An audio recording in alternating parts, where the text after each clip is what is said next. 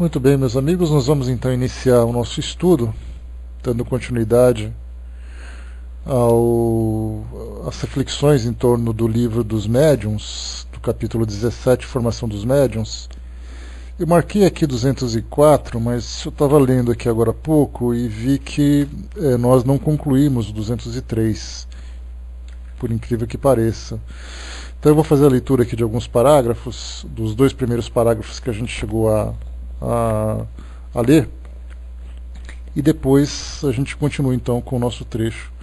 Mas eu não sei se qual ponto você deixou de pegar, Ferinha, porque eu estava vendo aqui e a gente conversou bastante no nosso encontro anterior, mas eu acho que eu fiquei em torno de um tema só, de um ponto só. Mas vamos lá, 203. Então, eu acho que eu li o segundo e o terceiro. Depois você pega a partir do quarto, então.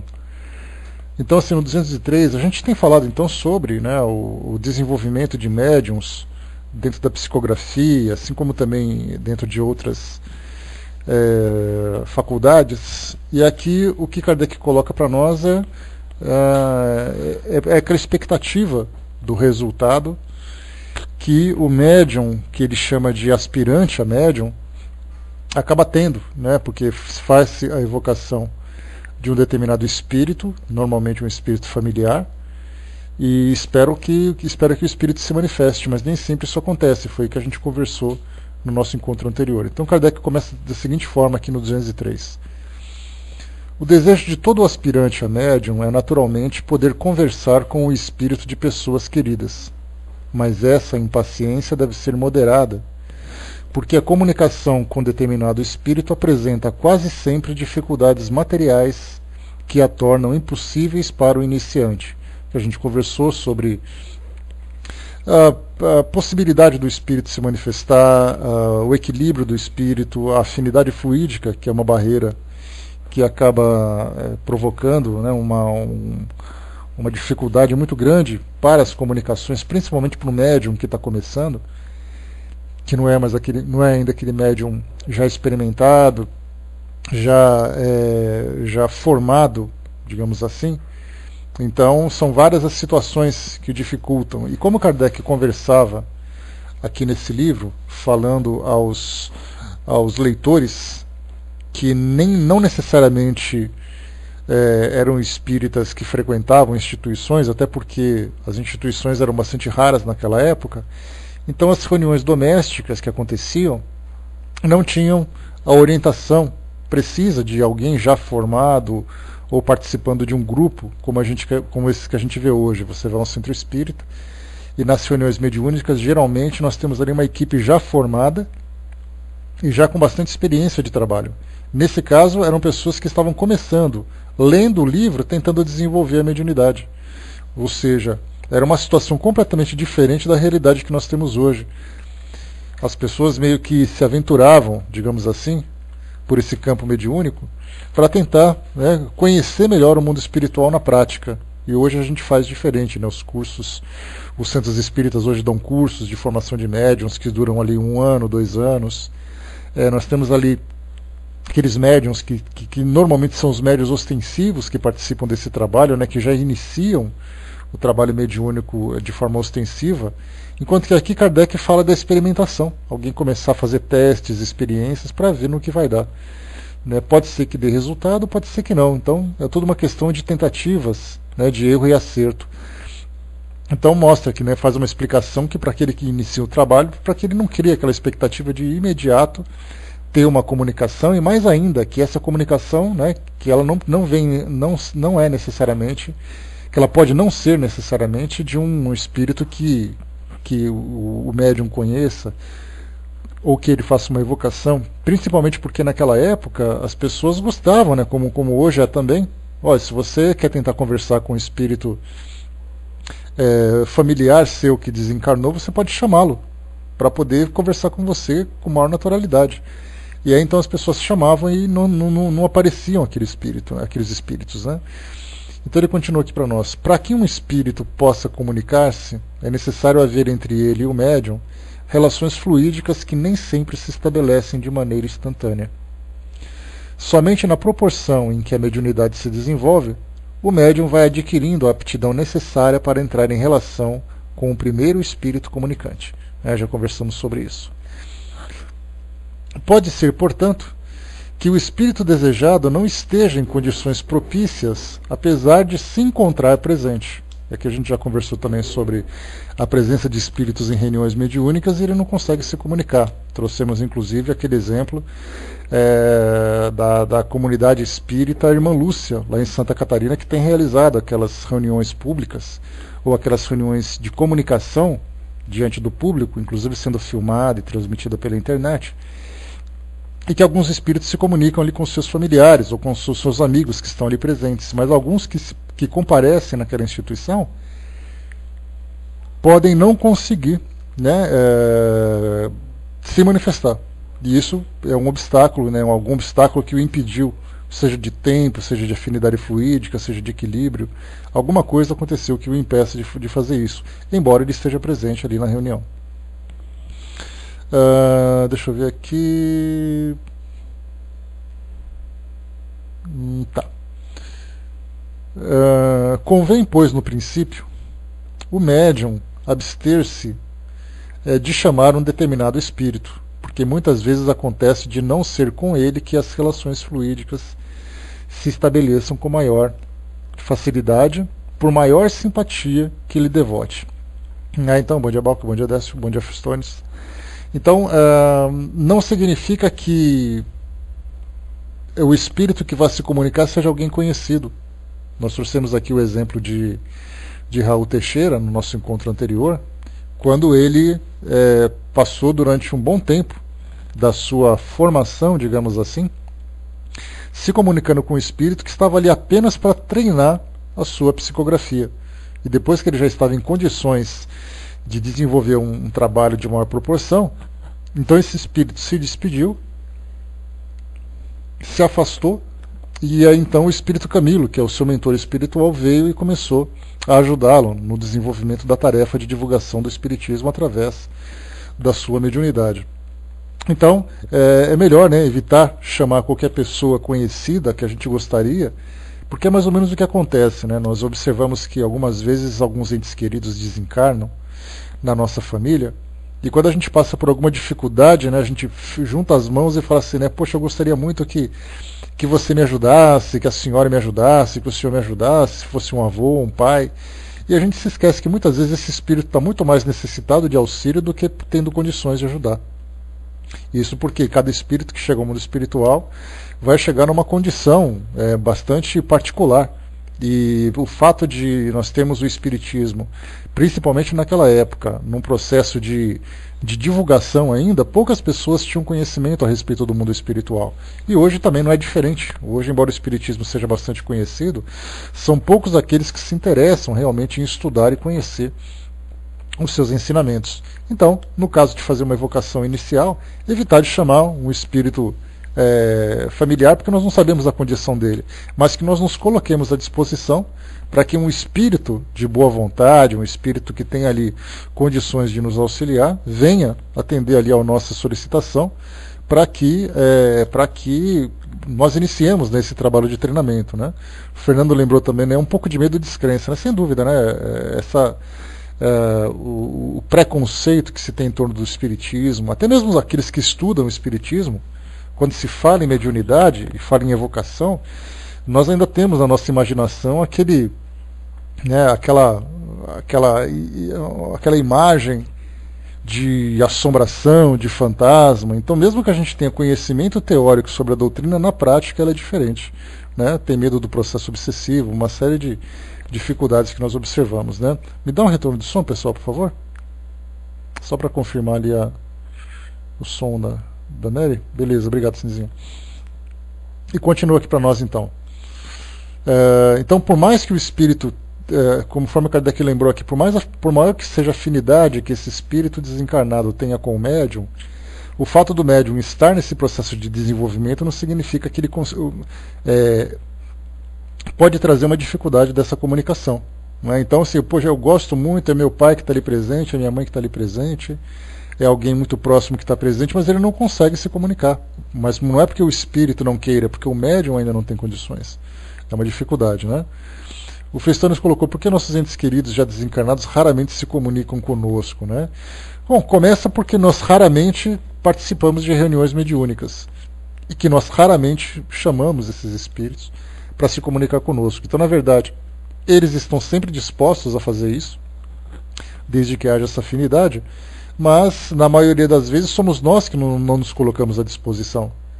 Como é que um espírito vai se comunicar com a gente se nós não temos a mediunidade ostensiva, se nós não temos ali a proximidade de um médium, se nós não participamos de uma atividade numa instituição que possa oferecer esse tipo de trabalho? Então nós observamos que o que Kardec tentava fazer naquela época era difundir essa facilidade de comunicação para que as pessoas não ficassem dependentes das outras, mas que elas próprias pudessem fazer ali as suas experiências e, se desse certo, poder conversar com naturalidade. Chega ali num determinado dia, eu faço a evocação de um familiar, ele vem conversar comigo, como se eu pegasse o telefone e fizesse uma ligação absolutamente natural. Mas hoje a gente infelizmente fez com que a mediunidade e as reuniões mediúnicas tivessem um caráter formal e exclusivista das instituições espíritas e acaba limitando, acaba obstruindo cada vez mais essa facilidade de nós nos comunicarmos com os nossos familiares. Então nós temos ali essas diversas dificuldades, né? Nós criamos por não participarmos, nós criamos por não nos desenvolvermos. Os centros espíritas tiveram ainda aquela formalidade para uma reunião. Parece que é uma reunião especial, uma reunião sacramental, né? Uma reunião sacra dentro do centro espírita, que é uma coisa cheia de mistério e coisa e tal. E na verdade Kardec fazia isso com naturalidade dentro da casa das pessoas, né? Eu frequentava como trabalhador sessão mediúnica por anos e nunca tive uma mensagem de familiares, né? Talvez porque os familiares não tivessem possibilidade de fazer isso, talvez porque não fizessem as evocações, sempre aguardava aquela comunicação espontânea, né? E os espíritos se comunicam também, né, quando tem possibilidade, quando tem permissão, quando tem vontade de fazer as coisas. Então o que Kardec propunha naquela época era que os próprios médiuns evocassem os espíritos. Pedisse que aquele espírito em especial viesse se comunicar, e ele sempre tinha sucesso nisso que ele fazia. Mas hoje nós esperamos assim: eu frequento a reunião e eu torço para que um espírito que eu conheça venha se comunicar comigo. Só que nessa torcida tem um monte de outros espíritos querendo se comunicar, e muitas vezes mais necessitados do que os próprios familiares ou os encarnados. São aqueles que realmente precisam de ajuda, de assistência, né? Então essas dificuldades vão surgindo porque nós, na verdade, não temos aquela confiança, né, em trabalhar, em fazer durante o trabalho as evocações e a confiança de receber mesmo, né? É o tipo de prática que nós criamos hoje que acabou dificultando essa naturalidade nas comunicações. A Mary colocou, né? Pode os espíritos não conseguirem comunicar por estarem também emocionados, né? Que foi o que a gente comentou, que às vezes o espírito vem preparado para fazer isso, de repente ele se depara com um familiar que é muito querido para ele, ele fica tão emocionado que ele chega a se desequilibrar. E aí então pode acontecer dele não se comunicar, ou dele não se comunicar diretamente. Um outro espírito vem e fala através dele, dizendo que ele está ali presente, mas que ele se encontra muito emocionado, etc. e tal, né? Então isso também é uma situação que pode acontecer. Antes, pois, de pensar em obter comunicações deste ou daquele espírito, é necessário tratar do desenvolvimento da faculdade, fazendo para isso um apelo geral e se dirigindo sobretudo ao seu anjo guardião. Então aqui é sempre se colocar à disposição, aguardando que os amigos espirituais nos ajudem nesse trabalho de desenvolvimento. Não há para isso fórmulas sacramentais. Quem pretender oferecer uma fórmula pode ser firmemente taxado de impostor, porque para o espírito a forma nada vale. Aqui o que Kardec quis lembrar, e a gente comentou anteriormente, é que dependendo do local onde você vai, as pessoas vão dizer assim: olha, você precisa estar num local fechado, escuro, com velas acesas, com a imagem de um santo na mesa, e você precisa ficar de joelhos para poder fazer a evocação. Você não pode usar roupa colorida, não pode usar roupa escura, tem que só usar roupa branca. Aí a gente já começa a ouvir essas histórias e já fala: para. Não é nada disso. Para o espírito, na verdade, a forma não significa nada, mas é o estado mental que faz com que nós tenhamos, né, essa afinidade com o mundo espiritual. Pode acontecer, como a gente sabe, porque quando Kardec fala, e assim como os espíritos também falam, que a forma, né, as imagens, os símbolos, os rituais não têm importância para os espíritos, naturalmente nós falamos daqueles que são esclarecidos. Porque muitos espíritos desencarnam e levam consigo ainda as concepções que tinham quando estavam encarnados. Então, como eu falei para vocês, tem espíritos que entram dentro das igrejas e fazem o sinal da cruz, porque é um símbolo da sua fé, da sua crença. Tem espíritos no mundo espiritual que foram ligados a algumas religiões que se vestem a caráter. Um padre, uma freira, eles continuam se vestindo da mesma forma. Porque a forma como eles gostam de professar a sua fé, como eles gostam de manifestar aquilo que eles têm interiormente. Tem espíritos, inclusive, que têm muito medo, aqueles que são obsessores e tudo mais. Quando você mostra um crucifixo para ele, ele fica apavorado, porque ele acha que aquilo é um sinal de grande... vai provocar grande transtorno para ele. Então, na verdade, é uma questão de crença. Então, a forma, sem dúvida nenhuma, não tem validade nenhuma para os espíritos, já que tudo fica na faixa do pensamento. Mas isso vai depender muito da forma como ele lida com as suas crenças, com os seus conceitos, com os seus preconceitos, com os seus temores. Tudo isso vai depender muito de cada espírito. Então, como a gente falou assim, né, para nós, a gente tem que se livrar cada vez mais desses conceitos, porque, como a gente lembrou, Kardec trouxe para nós as instruções dos espíritos, falando sobre a prática ritualística. Lembrando que o espiritismo não é uma religião dentro dos conceitos tradicionais. Quando se fala em religião, a gente pensa em hierarquia sacerdotal, a gente pensa em rituais, a gente pensa em sacramentos. Sacramentos são batismo, casamento, comunhão, unção, enfim, são esses que nós conhecemos das igrejas tradicionais. E no Espiritismo nós temos apenas a filosofia. E ela tem um aspecto religioso no sentido de fazer com que o homem, com que o ser humano, com que o espírito se reaproxime de Deus através do fortalecimento de sua fé. Então, na verdade, essas práticas estão muito ligadas às religiões convencionais. O Espiritismo, sendo uma filosofia espiritualista, ela tem uma postura diferente. Embora a gente continue ainda, muitas vezes, resistindo a essa mudança. A gente vai no centro espírita e tudo mais, e chega lá, você encontra algumas imagens, alguns objetos que parecem que são sagrados, né? As pessoas colocam os livros da codificação sobre uma mesa, numa reunião mediúnica, como se estivesse colocando uma Bíblia em cima de um altar. E, na verdade, isso é um comportamento que a gente traz dentro de nós, é um atavismo, né, que são aqueles valores antigos que nós continuamos ainda alimentando dentro de nós, até que a gente consiga, de fato, se libertar dele. Porque, do contrário, a gente vai conseguir continuar carregando. Então você tem que usar roupa branca nas reuniões mediúnicas, porque a gente acredita que roupa branca, a cor branca é uma cor sagrada. Então tudo isso faz parte das nossas crenças, dos nossos valores.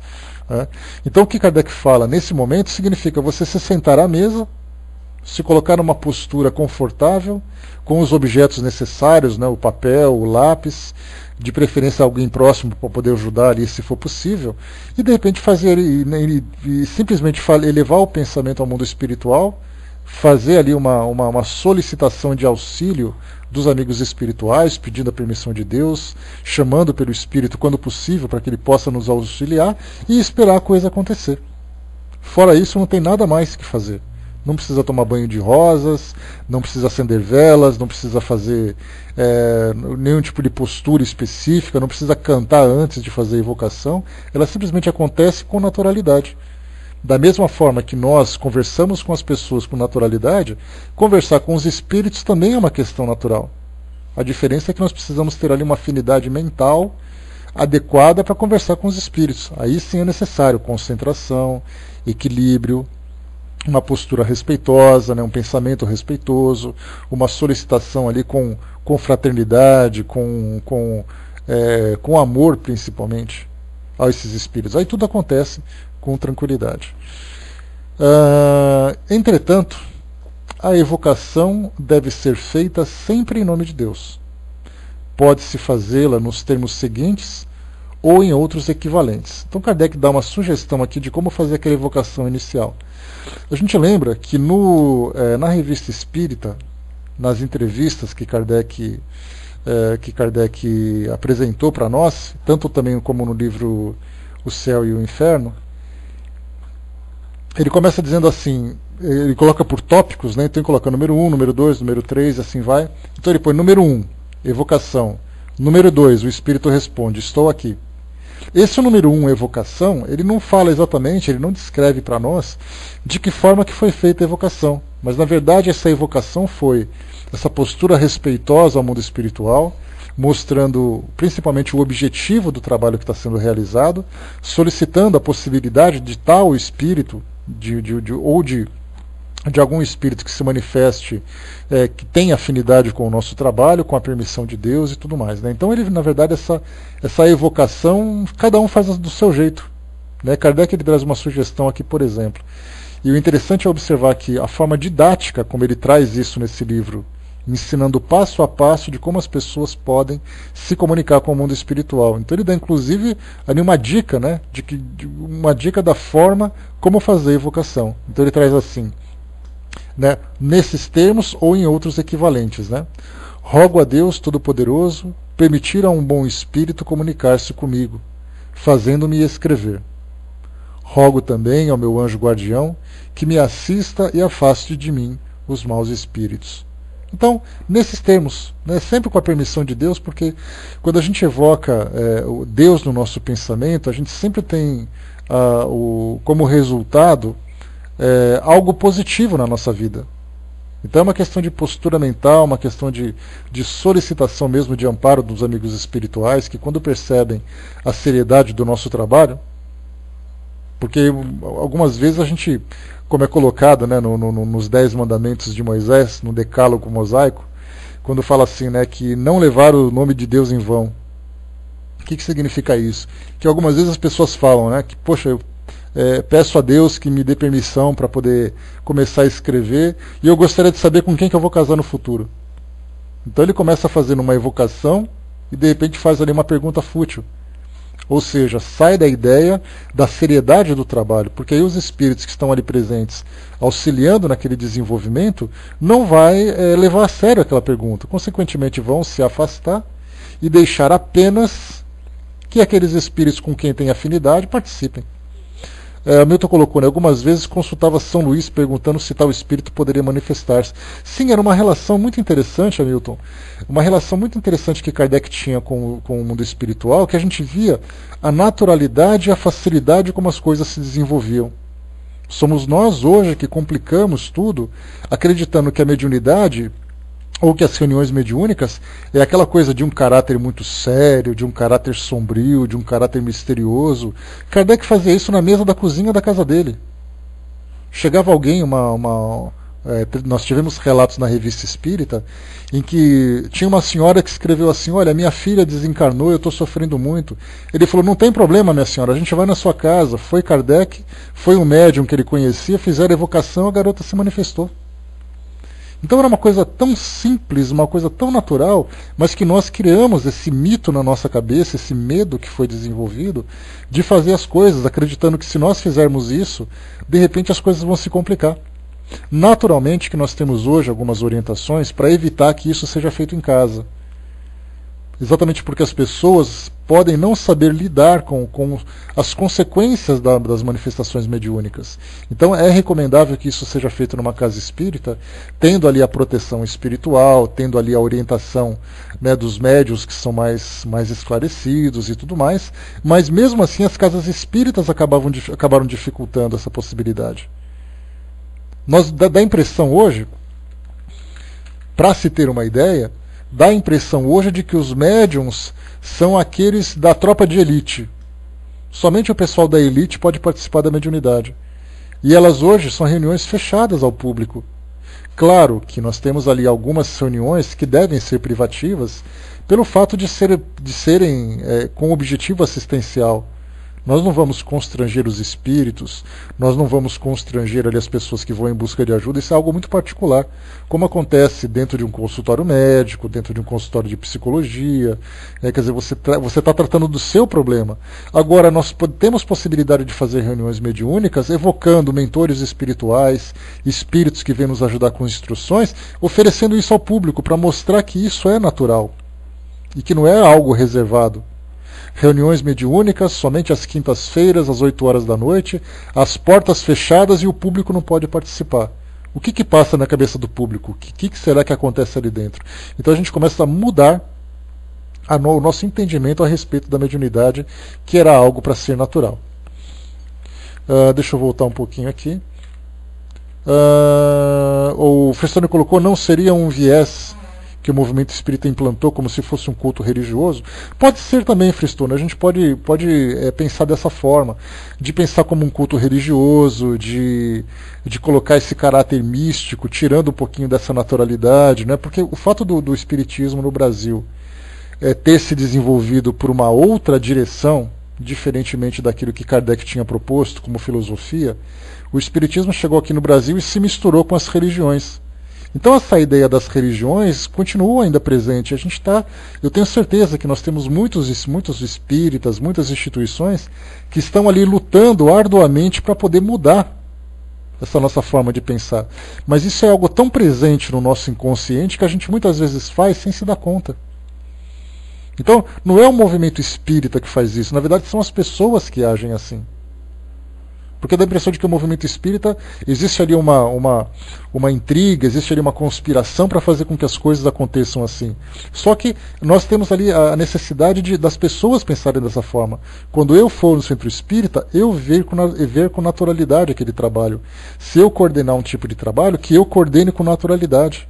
E para isso é a necessidade de um estudo contínuo do trabalho de Kardec. Isso que ele está fazendo aqui nesse capítulo 17, esse capítulo 17 ele é fundamental para ser estudado por os grupos de médiuns, para entender de que forma que Kardec praticava a mediunidade, que é muito diferente daquilo que a gente faz hoje.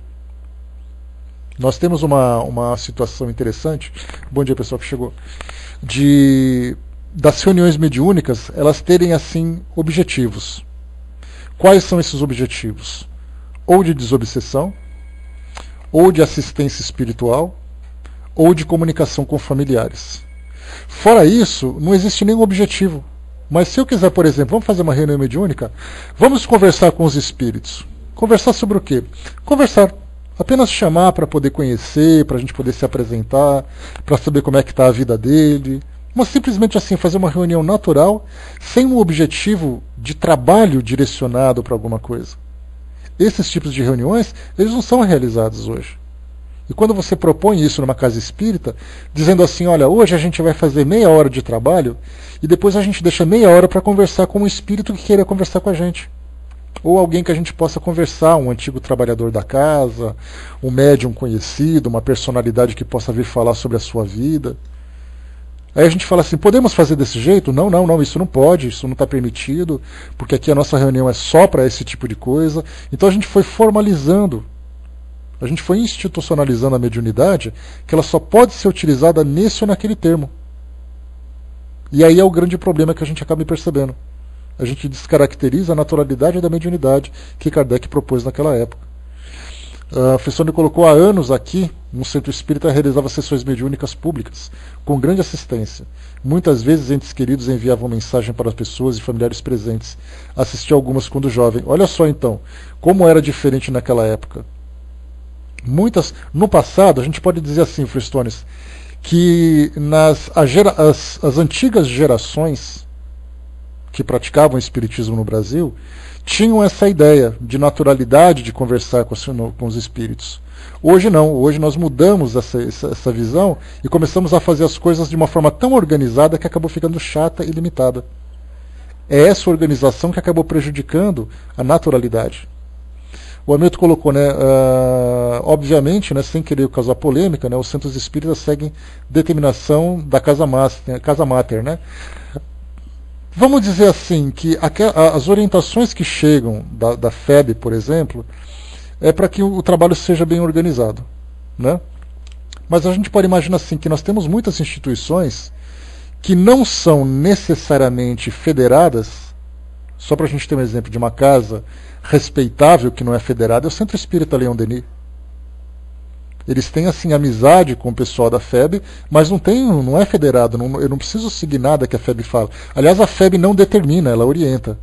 Então eu posso seguir uma orientação por falta de conhecimento, de entendimento, mas isso não me impede de eu fazer aquilo que eu quero dentro da minha instituição. Então a gente percebe que, na verdade, são os dirigentes das instituições que se limitaram a trabalhar daquela forma.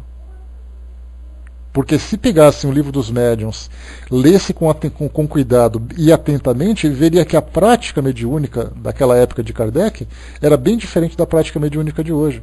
A gente utiliza a mediunidade como instrumento de trabalho e não como instrumento de simples comunicação. Não para que a gente vá realizar comunicações fúteis, comunicações improdutivas, mas a gente poderia aprender muito mais com os espíritos se nós utilizássemos a mediunidade para isso. Então, sim, a FEB traz orientações, mas elas não limitam o trabalho. Né? Ela não limita o trabalho de ninguém. Ela nunca fala assim, é proibido, ela nunca fala que não pode, ela nunca fala que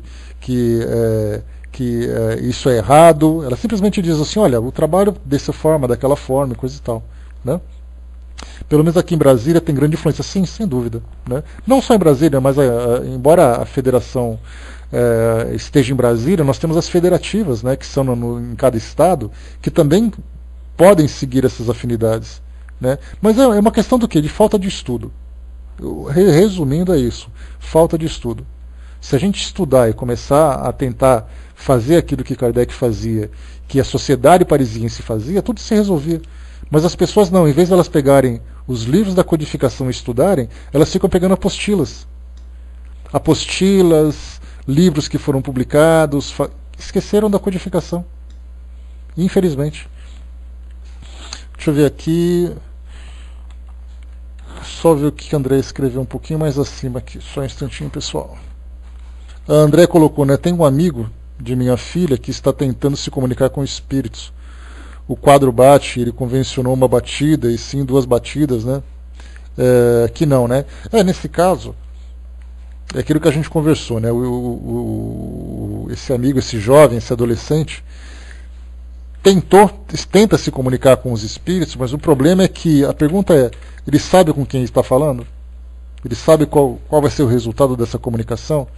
Então, assim, a falta de preparo também pode ser um obstáculo bastante perigoso, né? Algo bastante grave para isso, porque pode gerar um processo obsessivo, sem saber. Todo mundo acha que é natural, que é tudo muito tranquilo, só que na verdade pode não ser. Acaba virando um transtorno. Então, assim, é necessário orientar, né, de controlar o desenvolvimento dessas experiências para evitar qualquer tipo de problema. Frissone colocou também, e as chamadas sessões mediúnicas familiares feitas por grupos familiares e amigos da família, era o que acontecia naquela época, né? E a orientação veio para evitar que isso aconteça em casa, porque também poderia acontecer transtornos. Porque as pessoas, na verdade, elas querem se comunicar com os seus familiares, mas não estudam para fazer isso. Então o grande perigo, Fristone, que a gente coloca é assim, eu quero fazer uma reunião mediúnica, eu faço uma evocação, eu sou médium, e de repente vem um espírito que se passa pelo familiar, um espírito mistificador, e inicia um processo obsessivo, porque as pessoas simplesmente não leem e não estudam. Então, na verdade, se eu quiser fazer isso dentro de casa, como Kardec coloca, leia o livro dos médiuns. Não é simplesmente você acender uma vela, começar a rezar e evocar um espírito. Que espírito que vai aparecer? Não é necessariamente um familiar, pode não ter condições para isso. E aí começa então aquele processo de transtornos e tudo mais. Então o que Kardec fala é, você pode fazer evocação em casa. Esse é o livro que você precisa ler. E quem vai perder tempo hoje para ficar lendo um livro para depois fazer isso? Nem para poder tirar uma carteira de habilitação as pessoas têm paciência para ir numa autoescola fazer uma sala de aula, uma aula para poder aprender semáforo. As pessoas já querem chegar e já dirigindo. Você vai numa escola num aeroclube, por exemplo, todo mundo chega no aeroclube e já quer sentar num avião. Ninguém quer pegar apostila para ficar estudando sobre leis da física, a legislação aeronáutica. Ninguém quer perder tempo fazendo isso. Então o fato de não estarem preparados para estudar sobre mediunidade tira das pessoas as condições de realizar também as reuniões mediúnicas. Agora, se não, eu quero fazer em casa.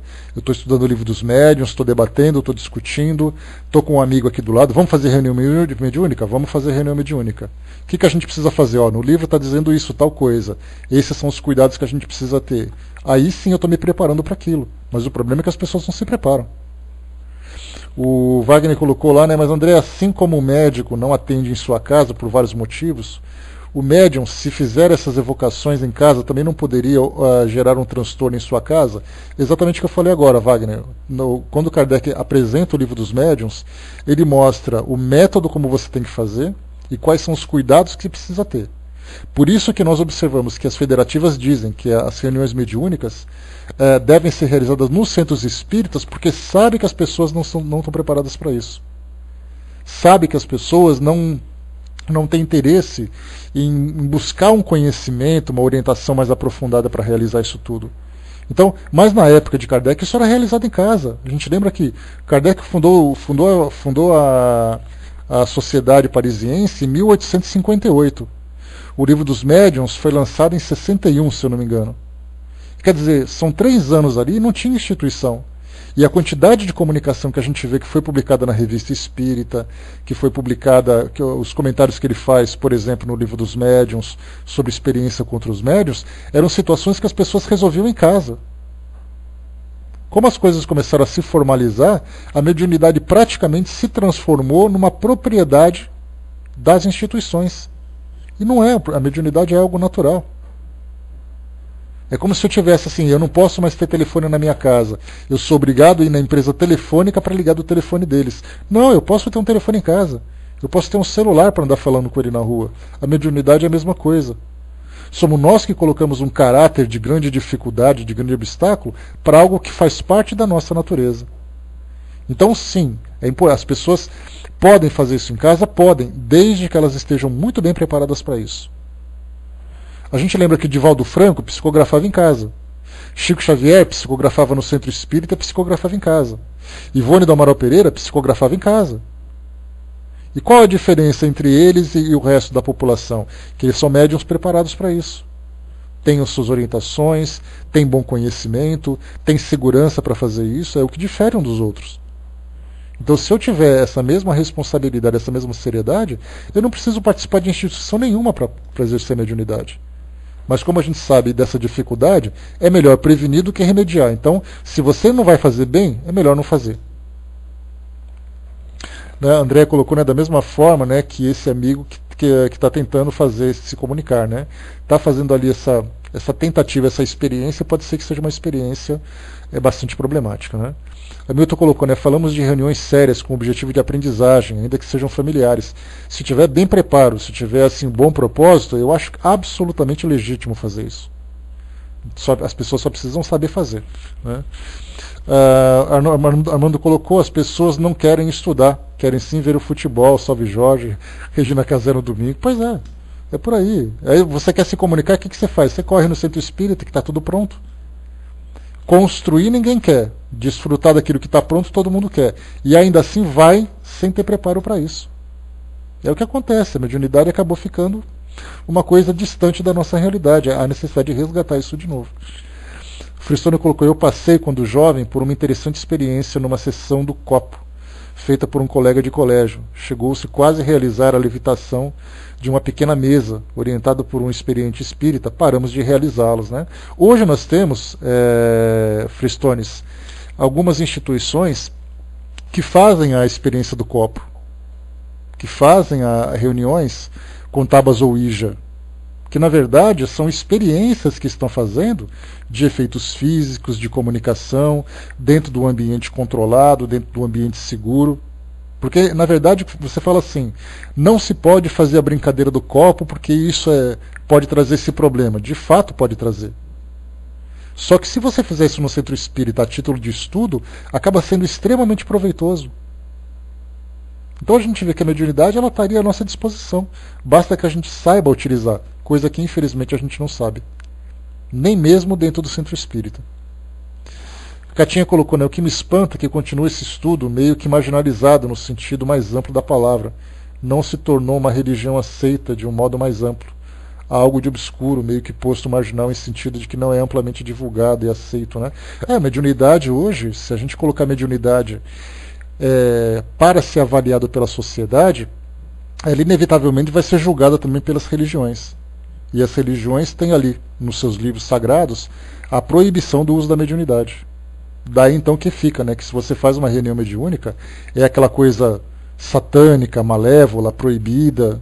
E a proposta de Kardec, eu conversava ontem com um amigo, o Vidal, ele esteve em Paris agora nesses últimos dias, e ele fez algumas visitas naquela região, né, conhecendo ali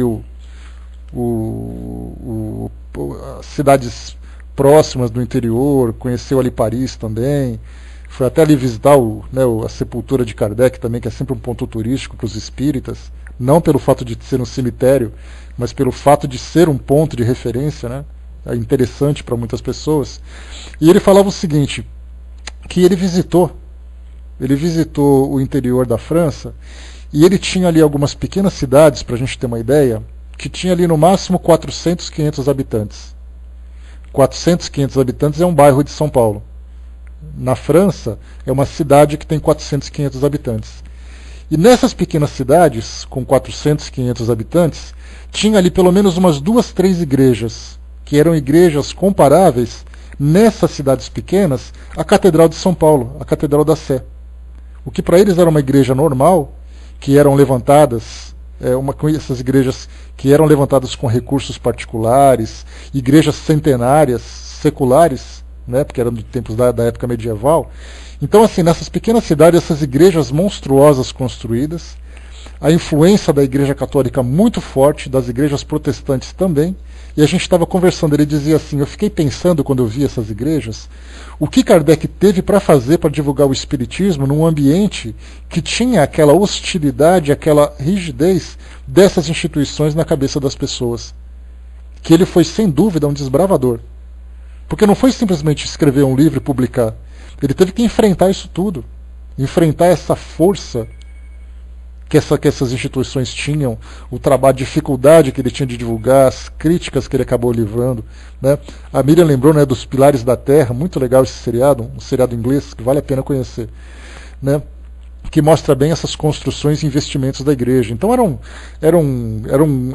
comerciantes, eram pessoas influentes que construíam essas igrejas para poderem ou ter afinidade com a igreja ou para poder combater, né, algum tipo de proposta social que poderia aparecer. E de repente você chega com um livro diferente, falando de coisas completamente contrárias àquilo que os livros sagrados pregam. Kardec só não foi queimado ali naquela época porque simplesmente a Inquisição já não prendia mais as pessoas. Mas se ele tivesse vindo pouco antes, como foi o que aconteceu com Giordano Bruno, que segundo Leon Denis era uma encarnação anterior de Kardec, ele foi queimado na fogueira pela Inquisição, por insubordinação da igreja. Olha só, então que a gente fala assim, Kardec quase foi queimado. Se a gente levar em consideração essa possibilidade da reencarnação, ele foi queimado anteriormente. Desencarnou, enfrentando dogmas da igreja, que ele difundia a reencarnação dentro da igreja católica, foi condenado pela Inquisição, foi queimado, depois reencarnou como um pensador, como um filósofo, como um pedagogo, para trazer essa nova filosofia. Então a gente vê assim que a dificuldade que é a gente quebrar essas tradições, esses dogmas, como acontece hoje. Vamos aqui acelerando mais um pouquinho.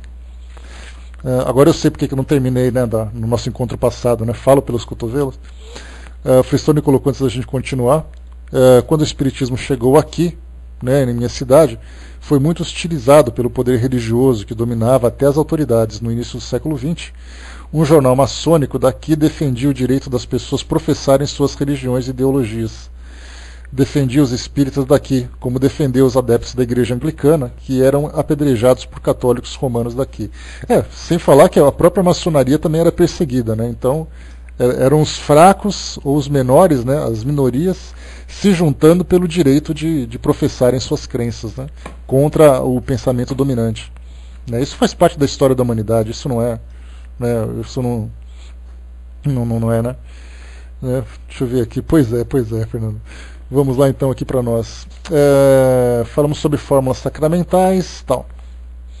Aí continua aqui para nós. Espera-se então que um espírito se manifeste fazendo escrever alguma coisa. Quer dizer, depois daquela postura de fazer evocação, de ter todo ali o preparo para essa reunião, preparo psicológico, preparo dos objetos, do ambiente tranquilo, do ambiente sereno e tudo mais, aguarda-se então, né, espera-se então que um espírito se manifeste fazendo escrever alguma coisa. Pode acontecer que seja aquele que se deseja, como pode ser um espírito desconhecido ou o anjo da guarda. Num caso ou noutro, geralmente ele se dá a conhecer escrevendo um nome.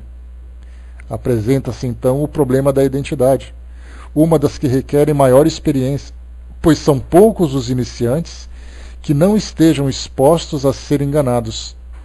Tratamos disso mais em capítulo especial. Olha só, Kardec fala como se a pessoa estivesse sozinha, fazendo em casa uma reunião como essa. Quer dizer, ele incentivava, na verdade, as reuniões, os trabalhos mediúnicos particulares. E aí ele começa a colocar prevenção. Se você é iniciante, tome cuidado por isso e por isso. Não vá se aventurar num trabalho que você não está preparado para fazer. Mas se você tem coragem, se você tem condições de fazer, então o caminho que você tem que percorrer é esse. Quando se quer chamar de determinados espíritos, é essencial dirigir-se inicialmente aos que se sabem serem bons e simpáticos, e que podem ter um motivo para atender, como os de parentes e amigos. Então começa por aí. Espíritos bons e simpáticos, e aqueles espíritos que podem ter um motivo interessante para poder se apresentar. Kardec, por exemplo, quando ele fazia as evocações, ele lia no jornal, olha só um fato interessante da Revista Espírita, ele lia no jornal a execução de um criminoso que cometeu latrocínio, por exemplo, né? Ele cometeu roubo ali, depois ele matou a família. E ele foi executado. Na época, a guilhotina era a pena capital, era a forma de execução tradicional que se tinha na França no século XIX. Então o indivíduo que cometia um crime era condenado à pena de morte e ia para a guilhotina. Kardec via isso no jornal, ele evocava esse espírito, a fim de instrução, a fim de obter uma instrução sobre aquilo que o espírito vivenciou. E perguntava para ele, o que você sentiu? É só ler a Revista Espírita, Catinha. Pega lá na revista, começa a consultar. Porque, assim, em cada volume, Kardec tinha sessões, né? Nessas sessões ele tinha instruções gerais, conversa com além-túmulo, cartas de leitores. Então ele colocava sessões. E em todas as revistas tem essas sessões. Dá uma chegadinha e procura ali essa parte é conversa com além-túmulo, diálogo com além-túmulo, eu não me lembro exatamente qual é o título. Mas ele simplesmente trazia um espírito de mendigo, um mendigo que tinha lá na cidade. Esse mendigo simplesmente acabou desencarnando. Ele chamava esse espírito para falar sobre a experiência dele. Alguém cometeu suicídio, ele evocava para poder aprender. Era funesto até o que estava no jornal. Conversas de além-túmulo. Obrigado, Betinha. Até está no jornal. Depois que ele chamava e conversava com o espírito, não tinha nada de funesto. Já era algo absolutamente natural. O espírito falava sobre a experiência que ele vivenciava. Era o caso, por exemplo, de criminosos. Se pegar, por exemplo, no livro Céu e Inferno, lá na parte dos exemplos, temos ali criminosos arrependidos. Desses criminosos arrependidos, muitos foram executados.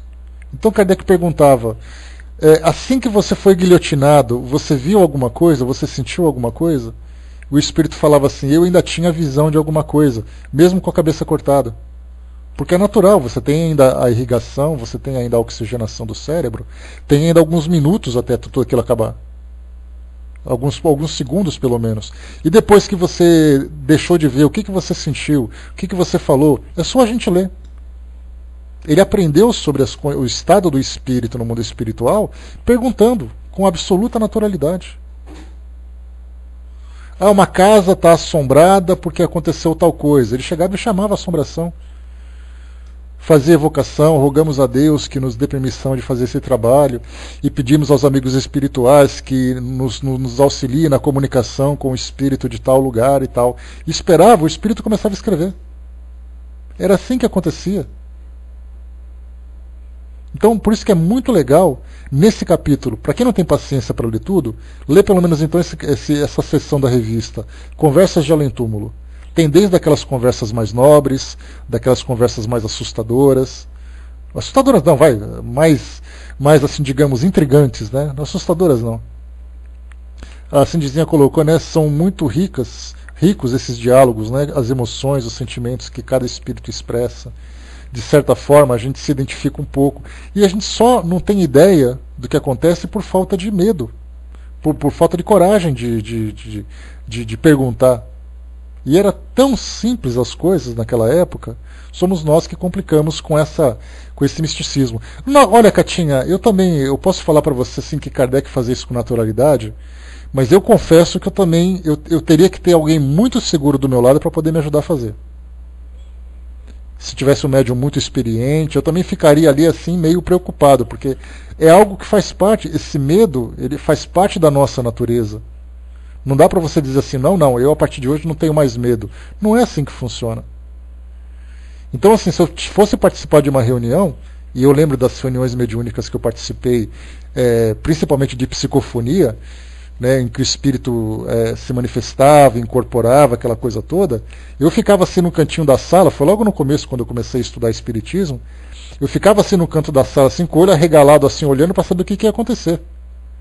Se de repente ele começasse a chacoalhar ali, se eu levantasse e saísse correndo, eu não duvidava não. Então, na verdade, é assim, a gente sabe que racionalmente isso é possível fazer. Mas você só consegue fazer com segurança se você tiver bom conhecimento, se você tiver boa instrução. Não é algo que você fala assim, vamos fazer uma coisa assim desse jeito. A Miriam colocou, né, nas psicografias temos muitos relatos de filhos falando que nada sentiram de dor. Uma grande preocupação dos pais, né, que é muito legal isso também. Né? Então nós temos ali todas as comunicações. Esse fato que eu comentei com vocês no início, em que aquela mãe disse que a filha tinha desencarnado e que ela estava sofrendo muito, Kardec foi até a casa dessa senhora, a filha se comunicou falando para ela, mãe, eu estou bem, eu estou fazendo assim, assim, assim. Está tudo na revista espírita. Como a gente não lê, a gente não tem essa ideia. Então é lição de casa para vocês. Uma vez por dia, uma vez por semana, quando vocês tiverem tempo, abra a revista espírita. Quem quiser baixar tem lá no site da Federação Espírita. Está à disposição. Ou então dá uma chegadinha nesse link que tem aí em cima no nosso banner, no virtual.espiridige.net. Vai lá na nossa biblioteca virtual.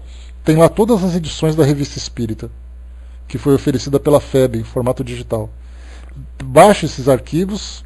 Depois procura lá em cada mês Conversas de Além Túmulo. Vocês vão ver quanta coisa bacana tem para aprender.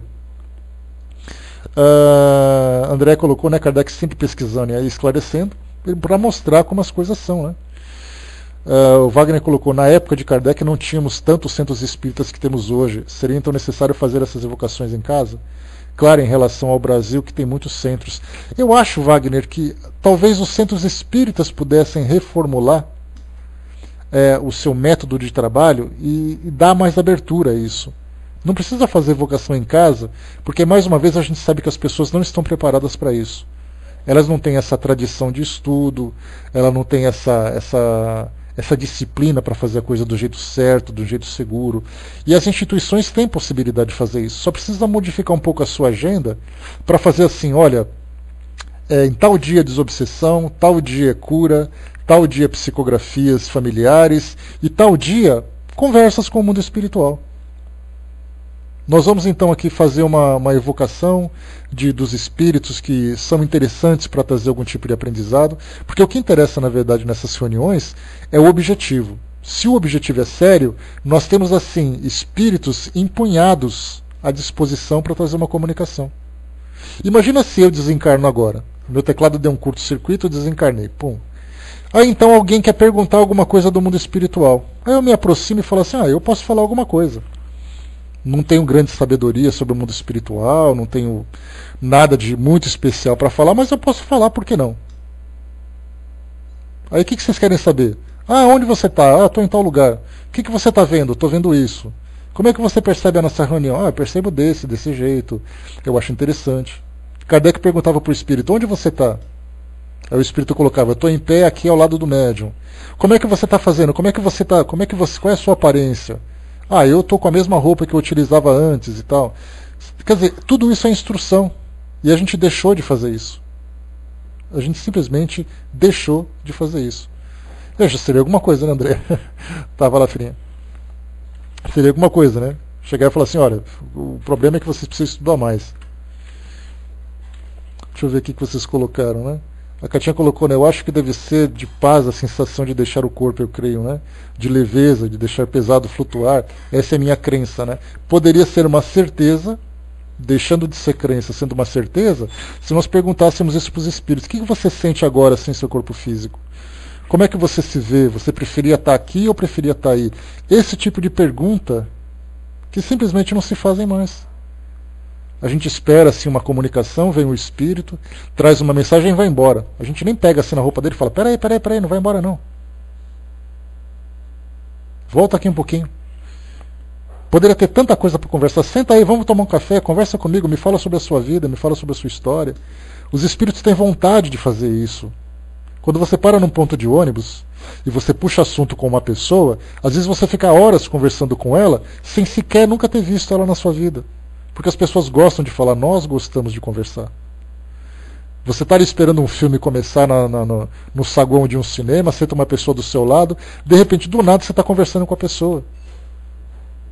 Conversar, falar, trocar ideia, faz parte da natureza do ser humano. E ele pode estar encarnado ou desencarnado. E quando a gente direciona os nossos raciocínios, as nossas conversas de um fim produtivo, a gente aprende demais. E no centro espírita não é diferente. A Miriam colocou para nós, acho que muitas casas encontram dificuldades com trabalhadores sérios também. Passa pela logística da casa, também é um outro problema que a gente acaba enfrentando. E sabe por que isso também, Miriam? Porque às vezes as pessoas acabam achando entediante aquele trabalho. Elas não acham estimulante. Se você coloca um médium para conversar com o espírito com essa naturalidade, ou coloca uma equipe, as pessoas não veem a hora de chegar a hora da reunião. Aí fica aquela coisa assim, não, eu vou trabalhar porque é uma questão de caridade, eu vou trabalhar porque é um compromisso. Tá, vai com Deus, Wagner, bom exercício para você lá. Eu vou trabalhar porque é um compromisso e tal, mas as pessoas não vão muitas vezes espontaneamente para fazer isso. Elas vão por responsabilidade, elas não vão por motivação, por alegria de participar. Que médium que vai alegre para uma reunião mediúnica? Dizer assim, oba, que legal, hoje é dia de reunião, a gente vai conversar com os espíritos. Não, hoje é dia de desobsessão. Hoje é dia de cura. Hoje é dia de psicografia. Quer dizer, os médiuns não se motivam por quê? Porque não vem alegria naquela atividade, eles veem seriedade. E o que falta é exatamente isso. O Dudu colocou até hoje, a própria França não tem muitos centros espíritas no país. O que tem são nós brasileiros que fundaram, né? E muitos poucos franceses, né? Como eu falei para vocês, o Vidal teve lá esse tempo todo e ele foi com aquele olhar espírita dele, né? Então ele foi em livrarias para poder comprar livros, obras da codificação que tivesse assim uma, vamos dizer assim, uma edição especial, aquela coisa assim bem bonita que você pudesse comprar e guardar de lembrança, mesmo sendo escrito em francês, né? Mas ele foi lá e encontrou assim naquela prateleira lá no cantinho duas obras. Ele encontrou o Livro dos Médiuns e o Evangelho segundo... Não, o Livro dos Médiuns e o Livro dos Espíritos em francês. E ele olhou assim e ficou tão desmotivado que ele nem comprou. Porque ele achava que ia ter assim, um lugar especial para Allan Kardec, que tivesse nome de rua. Ele pergunta assim, Vidal, o que você viu lá em Paris que falava de espiritismo? Ele falou, nada. Você não vê placa, você não vê nomes, você vai na livraria, naquela prateleira lá no fundo, porque ninguém se interessa em comprar. Então o espiritismo mudou da França para o Brasil e lá simplesmente desapareceu. Infelizmente a gente vê isso. A Miriam colocou, né? Então seria certo pensarmos que Kardec nos deu a base para seguirmos as investigações, não parou nele. Pessoas têm medo de perguntar, eu acho, né? Perguntar não ofende, pois é, a gente pergunta e segue o crivo da razão. É que aquilo que eu falei no início, Miriam, é que as instituições levaram a mediunidade para um patamar de muita seriedade e somente para poder fazer atendimentos. Se você está numa reunião mediúnica, aí um espírito vem e chora, ele fala sobre a vida dele, aí de repente você começa a conversar, os dirigentes olham para você com uma cara fechada e depois que acaba te chamam no cantinho e fala, o que foi aquilo que você fez? Você está louca? Isso aí não é para fazer esse tipo de pergunta não, lá é uma coisa séria. O seu objetivo era sério. Só que a visão que se tem da mediunidade hoje deformou completamente a sua proposta original, que era fazer com que o mundo espiritual entrasse em comunicação com o mundo material. E quando se fala em comunicação, a gente não fala de atendimento, é de conversa mesmo. A gente está na internet, no Facebook, está num comunicador, no Skype, no WhatsApp, no celular. Você está conversando com as pessoas que você conhece, que você criou amizade, que você fez isso, fez aquilo. O mundo espiritual é a mesma coisa. As redes sociais do mundo espiritual é a mediunidade. Só que a gente não pode usar a mediunidade se não for para conhecer, se não for para trabalhar. Para conhecer uma pessoa você não pode. Os espíritos querem fazer amigos, os espíritos querem conversar, eles querem nos ajudar a aprender um pouco mais. Mas a gente não permite fazer isso. Porque nós criamos essa barreira, essa formalidade. Né? Mas isso acontece junto aos mentores da casa, eles são questionados e orientam. Né? Há grupos que fazem isso. Para vocês terem uma ideia, nós do Espiritismo.net, né, para quem não conhece, o nosso trabalho de divulgação na internet, ele não é feito apenas de boa vontade. Nós temos orientações. O mentor do nosso trabalho é o Kai Barchutel. E uma vez por ano nós fazemos uma reunião. Vai ter agora no fim do mês de maio, eu acho. Vai ser maio agora, Francis? Eu não lembro. Vai ter uma reunião no Rio de Janeiro e nós vamos ter uma reunião mediúnica. E na última reunião que nós tivemos, foi em junho, né? Na última reunião mediúnica, nós conversamos com Ivone do Amaral Pereira e conversamos com Kai Barchutel. E quando nós temos essa reunião, o que a gente faz? Nós passamos na nossa lista quais são as perguntas que nós queremos fazer. E aí a gente pega e faz o seguinte: olha, eu quero perguntar sobre tal coisa, quero perguntar sobre outra coisa, quero perguntar sobre o nosso trabalho. E a gente manda para a equipe lá do Rio de Janeiro, e na reunião ela é gravada em áudio. Aí o pessoal começa a conversar. Né, Caibar, a gente queria saber sobre tal coisa. Não, tal coisa é assim, assim, assim. Não, é porque o nosso trabalho está com dificuldade nesse ponto. Ah, mas vocês precisam mudar o seu modo de pensar. Ah, eu queria saber sobre tal coisa. Então, quer dizer, os espíritos vão respondendo para nós. Basta que a gente faça a pergunta. A gente não deixa eles se falarem. Eles chegam sério e voltam sério. A gente nunca para conversar com eles. Deixa eu ver aqui, o Francis colocou, como em grande parte da Europa, acho que só Portugal e um pouco da Espanha, Kardec e o Espiritismo são ao menos mais conhecidos e difundidos, né? Por causa do idioma, né? A barreira do idioma é uma grande dificuldade, né, Francis? Quando você fala em tratar de uma doutrina como essa, tão profunda, uma doutrina tão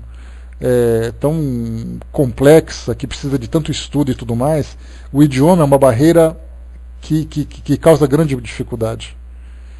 Né? Então, assim, além de não ser conhecido, as publicações que se tem não são na linguagem deles. Então isso cria essa dificuldade. Já Portugal, por exemplo, né, falando o mesmo idioma e tendo essa penca de brasileiro que mora lá, inevitavelmente eles iam acabar sendo influenciados por isso também. E na Espanha, que está próximo, por ter essa proximidade do idioma, também essa facilidade. Agora vai falar na Rússia, por exemplo. Vai falar na China sobre o espiritismo. Não é porque não é conhecido pelo fato de não ter praticantes, é porque simplesmente você não tem o material para poder desenvolver. Deixa eu ver aqui, a Mary colocou para nós: gostaria de saber quem trouxe e quando veio o espiritismo para o Brasil. Tem alguma informação sobre isso? Sim, tem publicações sobre isso, Mary. Dá uma chegadinha no livro, no site, anota aí. Filhinha, escreve por favor aí, o espiridige.net/vídeos. É www.espiridige.net/vídeos. Nós temos ali a revista Informação, que criou na década de 80 alguns vídeos de 20 e 30 minutos. E nesses vídeos, num desses vídeos, fala sobre as referências brasileiras, a gente pode dizer assim, do espiritismo. Está ali no finalzinho. Ó. Tá? Depois você assiste o vídeo que você vai ter informação sobre isso. E aí, então, nesse vídeo, fala sobre os homeopatas, porque foram os homeopatas que vieram para cá. Tá? Por que homeopatia? Porque a homeopatia lida com energia vital para fazer tratamentos. Né? O Télio de Menezes é uma referência em Salvador. São tantos, né? São vários deles. Então, assim, os homeopatas eles lidavam com energias e, consequentemente, com magnetismo. Kardec era um magnetizador. Muitos espíritas eram magnetizadores. E eles começaram a estudar o magnetismo, a energia, e acabou se deparando com o espiritismo. E começaram a trazer esses livros para o Brasil.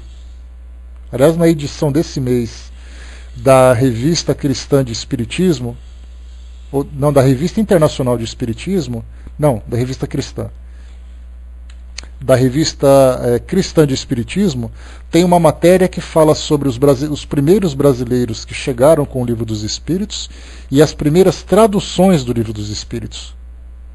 Que a primeira tradução, se eu não me engano, foi feita completa em 1870, se eu não me engano. A primeira tradução completa do Livro dos Espíritos. Então, isso é documentado, isso é muito bem tratado. Então, amanhã, falando nisso, é o nosso tema livre. Tá? Então, amanhã, a última quinta-feira do mês, a gente tem tema livre. Se vocês me lembrarem, e eu espero que vocês me lembrem, eu pego aqui o artigo e leio para vocês. Que eu tenho aqui a revista digital. Fica fácil. Eu leio o artigo, ele não é muito comprido, e ele acaba sendo bastante fácil para nós aprendermos. Então me lembrem que amanhã eu leio um pouquinho sobre a história do Espiritismo, a história da chegada do Espiritismo aqui no Brasil. Tá bom? Então, mesmo que a Mary não esteja por aqui, quem quiser, é só trazer aqui. Deixa eu ver aqui o que vocês colocaram mais. Tá. Chegou aqui embaixo, a Catinha perguntou. Ia adorar responder, viu, André? Uma pena também, eu pensei nisso ontem. Estava respondendo ao e-mail dela, aí eu pensei assim, que pena que ela não está aqui, aí a gente troca muita ideia.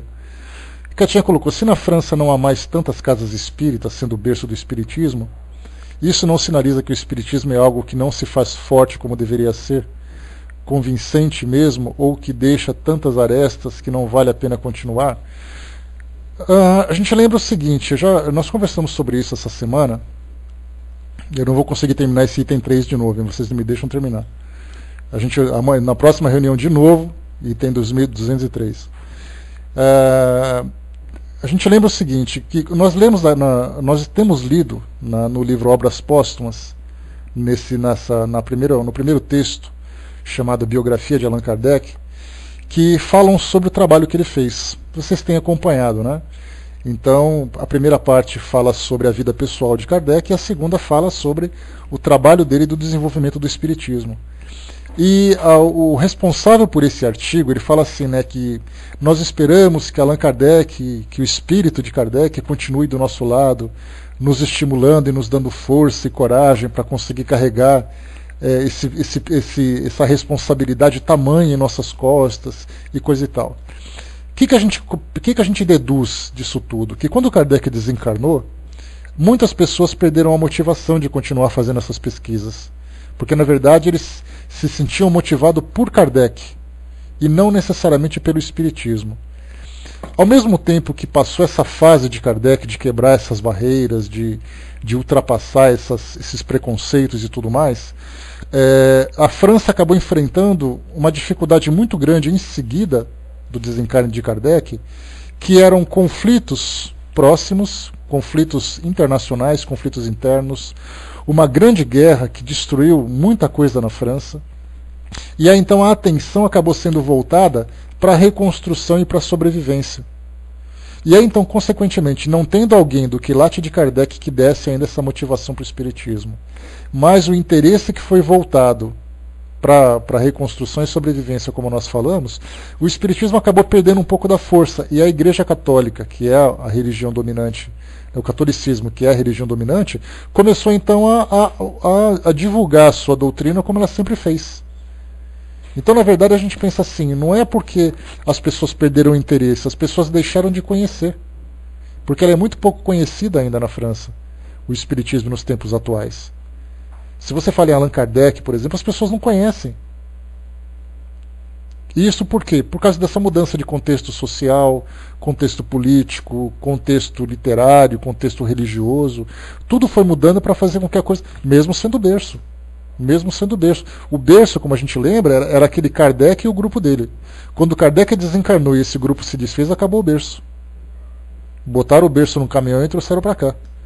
E aqui agora o Espiritismo ganhou a força que ganhou, e como a gente percebe pela sua proliferação, pela forma como ele se desenvolve, a tendência é sempre crescer cada vez mais. E, infelizmente acontece isso lá. Como eu já comentei com vocês, nós tivemos um congresso em Paris em 2004, o Congresso Internacional do Espiritismo, e lá, assim, a presença da plateia, 80% era de brasileiro. 80% de brasileiros. E o resto era ou francês ou estrangeiro que estava lá, com um congresso que aconteceu em Paris, no berço do Espiritismo. Deixa eu ver aqui, o Fristone colocou: na minha cidade, sabe-se que a primeira família a estudar as obras de Kardec foi a baronesa, né, que reunia a família e liam no original francês. Olha que legal, né, um contexto histórico bem bacana. O Armando colocou, né, o berço do cristianismo, não tem muitos cristãos, exatamente, Armando, bem lembrado. Se você fala assim, onde é o berço do cristianismo? É lá na Palestina. O que você tem na Palestina hoje? Tem algumas representações de igrejas ortodoxas. O catolicismo não está lá, foi para o Vaticano. Então, berço por berço, a Inglaterra é o berço do futebol. E aí, nós somos 5 vezes campeões mundiais. Então, né, nada como o tempo para poder mudar. Deixa eu ver aqui, o Dudu colocou: brasileiro espírita vai à França para visitar o túmulo de Kardec. Né? Eu gostaria de fazer uma viagem dessa, Dudu.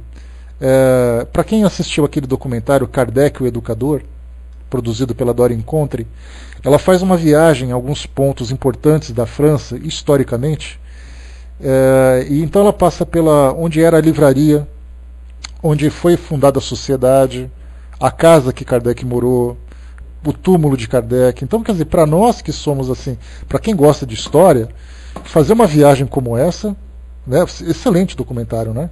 Para quem gosta de história, isso aí é de encher os olhos. Né? Então, assim, eu adorei. Se eu fosse para a França, com certeza, esses pontos de Paris seriam para mim uma parada obrigatória. Muita gente fala assim: nossa, mas você é espírita, você vai no cemitério. Eu não vou no cemitério ver morto. Eu vou porque aquele lugar tem uma representação para nós. Né? Tem assim, um significado sentimental, um significado, uma referência material daquilo que a gente tem. Então, é legal, é bacana ver isso tudo. Né? É a história de Kardec e Espiritismo, né, Francis? A Catinha colocou: no Brasil a tendência é crescer, como os católicos evangélicos. Né? Vamos ver, né? A gente lembra sempre que quando se fala, para a gente poder finalizar, tá, pessoal? Senão a gente estoura o nosso horário. Quando a gente fala em crescimento do Espiritismo, a gente não fala em conquista de espaço. Né? É importante a gente lembrar que o Espiritismo é uma filosofia que ela pode viver em plena harmonia com todas as religiões. Porque o fato de você ser católico não te impede que você compreenda a reencarnação. O fato de você ser evangélico não significa que você compreenda que os espíritos estão vivos e podem se comunicar. Pode parecer uma incoerência doutrinária para essas religiões, mas para o Espiritismo isso não tem nenhum problema. Kardec tinha na sua época, como a gente já conversou várias vezes, na sua reunião mediúnica ele tinha um médium que era judeu, um médium que era muçulmano e um médium que era católico. E ele conta que numa reunião mediúnica, quando dava o horário da celebração muçulmana, o médium parava, se ajoelhava em direção à Meca, fazia sua saudação, voltava e continuava trabalhando. Então, na verdade, o Espiritismo não é uma religião concorrente, ela é uma filosofia complementar. Ela vem trazer para as pessoas um esclarecimento do mundo espiritual sem qualquer intenção de violar a fé das pessoas. Não é proselitista, ela não tem interesse em fazer propaganda contra. Na verdade, ela está lhe oferecendo um esclarecimento que é algo real. Não é uma nova doutrina, uma nova religião que veio disputar espaços. O Espiritismo está no meio de tudo ali. Tanto que as pessoas são assim: olha, eu sou católico, mas eu adoro ler livro de Zíbia Gasparetto. Não tem nenhum problema, continua lendo. Eu sou espírita, mas eu vou casar na igreja. Vai casar, vai com Deus, minha filha. Usa véu e grinalda, não tem problema nenhum. Eu sou muçulmano, mas eu sou espírita, mas quero batizar meu filho. Vai batizar seu filho, não tem problema não. Então a doutrina espírita é essa a proposta dela. É trazer um esclarecimento do mundo espiritual que faça com que as pessoas se moralizem através da espiritualização, independente da religião que elas tenham. Não há proibição.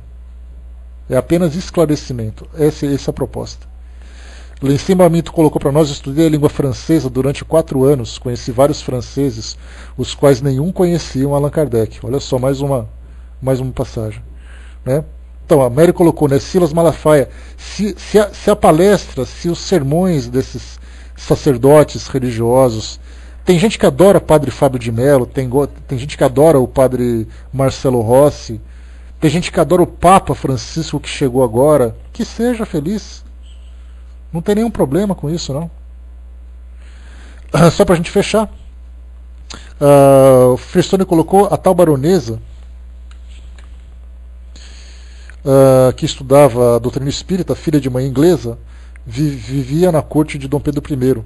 Casou-se com jovens de Pelotas, né, com um jovem de Pelotas, no Rio Grande do Sul, barão de Três Cerros, né, Aníbal e Amélia Hartley, Antunes Maciel, barões dos Três Cerros, né. Deixa eu ver aqui, estabeleceram na chácara da baronesa após seu casamento em 1864, sendo a primeira das 3 gerações a habitar a casa. Bacana, né? E a gente lembra também que historicamente Dom Pedro II também estudou muito sobre espiritismo. Castro Alves, Rui Barbosa, Dom Pedro II, muitos daqueles que faziam parte do Império também eram grandes interessados no espiritismo. Porque eles gostavam de... Era uma elite intelectualizada e foram os intelectuais que trouxeram isso da França. Então eles estavam estudando, conversando. Abraham Lincoln fazia reuniões mediúnicas nos Estados Unidos. Tem muita coisa legal. Pessoal, amanhã é o nosso tema livre, né? A gente tem aí a possibilidade de conversar sobre temas diversos que vocês queiram trazer para nós. E por causa de vocês a gente não conseguiu terminar aqui o nosso capítulo 203 do Livro dos Médiuns. E amanhã a gente termina, na próxima segunda-feira a gente tenta terminar de novo. Faltaram ali 2 parágrafos apenas. Deixa eu ver aqui. Falta um parágrafo só, na verdade, né? Só para a gente poder fechar aqui. Kardec faz a evocação, então depois ele coloca, né? É também necessário que as primeiras perguntas sejam formuladas de maneira que as respostas sejam dadas simplesmente por um sim ou não. Por exemplo, estás aí? Queres responder? Pode fazer-me escrever? Etc. Mais tarde, essa precaução será desnecessária. No começo, trata-se de estabelecer uma relação. O essencial é que a pergunta não seja fútil, que não se refira a coisas de interesse privado e, sobretudo, que seja a expressão de um sentimento benevolente e simpático para com o espírito ao qual se dirige. Né, ver aqui o capítulo especial sobre evocações. Eu acho que eu li isso aqui ontem. Sei lá. Bom, próximo capítulo 204, para a gente poder aqui continuar o nosso estudo. Fechando aqui nosso trabalho então, pessoal, valeu o bate-papo, muito gostoso a gente conversar sobre esses temas, tratar sobre essas dúvidas que vocês apresentam, sempre muito legal. E amanhã a gente vai ter o tema livre então. Lembrando sempre que na última quinta-feira do mês a gente faz essa reunião e deixa aqui os temas, né, à disposição de vocês para a gente trocar ideias. Tá? Então nós temos hoje várias atividades. Tá sim, chamo sim, Lívia. Nós temos várias atividades hoje aqui no Pautalk, né, começando 12h10 na sala Maria de Nazaré. Nós temos ali o momento de prece. Depois, às 2h30, lá na sala do nosso amigo Décio, também estudo da doutrina hoje. Qual é o tema de vocês hoje, Décio? Deixa eu ver aqui. Deixa eu ver, acho que ele não está na sala hoje. Tá bom, mas hoje tem estudo dele 2h30. Depois nós temos às 6 horas a Betinha lá na sala Vitrine Espírita, o Livro dos Médiuns hoje. Depois às 9h30 da noite o livro O que é o Espiritismo, na sala Espiritismo Net Brasil. E depois a Miriam fecha lá na Luz na Senda o Livro dos Médiuns, também às 10 horas da noite. Tá, então, e além também das palestras do CELD, do Centro Espírita Leão Denis, aqui no Pautal, que às 3, às 5 e às 7, não, às 3, às 5 e às 7h30 da noite também, falando sobre o Evangelho segundo o Espiritismo. Bom,